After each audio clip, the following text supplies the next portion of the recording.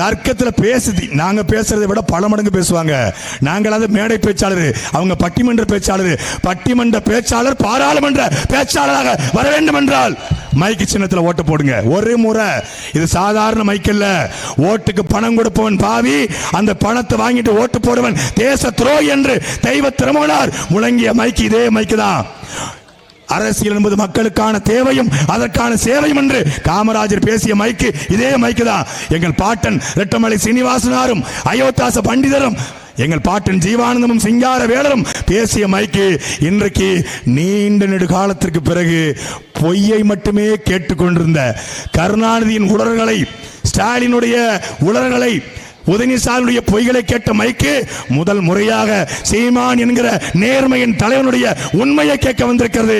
அந்த உண்மைக்கு, அந்த நேர்மைக்கு, சரியான தலைமைக்கு எடுத்துக்காட்டு இந்த மைக்கு.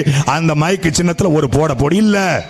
நாங்க பரம்பரை திமுக, நாங்க பரம்பரை அதிமுக, நாங்க பரம்பரையா காங்கிரஸ், நாங்க பரம்பரையா பாரதிய ஜனதா, நாங்க பரம்பரையா கம்யூனிஸ்ட் அப்படின்னா ஒன்னு பண்ணு. 6ஆம் நம்பர் சின்னம், நேரா வாக்குச்சாவடிக்கு போங்க. உங்க சின்னத்திலே ஓட்டு போடுங்க. நான் தப்பு சொல்லல, அது உங்க விருப்பம்.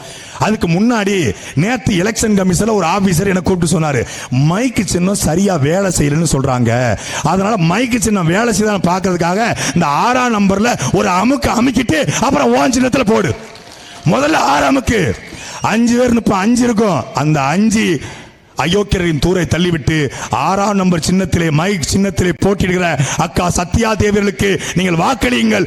மதுரை பாராளுமன்றத்திலிருந்து தமிழ் தேசியத்தின் எழுச்சி தொடங்கியது.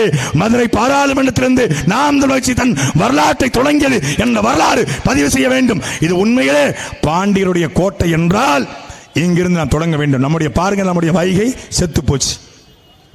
வைகையில நட்டநடு ஆத்துக்குள்ள ஒருத்தன் கோவிலை கட்டி உட்கார்ந்துக்கிறான்.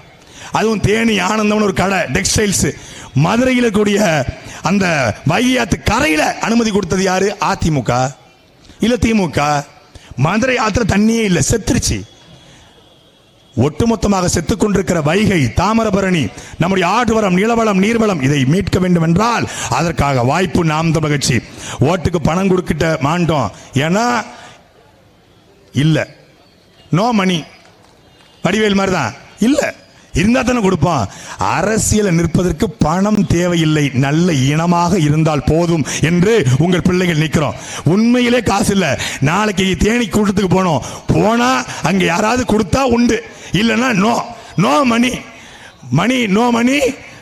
மணி மட்டும் இருக்குன்னா தமிழ்நாட்டில் உள்ள ஒட்டுமொத்த இந்தியா முழுக்க திரும்பி பார்க்க வைக்க திட்டம் இருக்கு. பணம் இல்ல. பணமாகவும் இனமாகவும் நீங்கள் தான் எங்களுக்கு நிற்கணும். இந்த முறை நீங்கள் செலுத்த போற வாக்கு நம் இனத்தை காக்க வேண்டும். அக்கா வெற்றி வேட்பாளராக மாற வேண்டும். பாராளுமன்றத்தில் சென்று மோடியை எதிர்த்து பேச வேண்டும் என்ற உரிமை குரலோடு முடிக்கிறேன். நன்றி, வணக்கம். நாம் தமிழர், நாமே தமிழர்.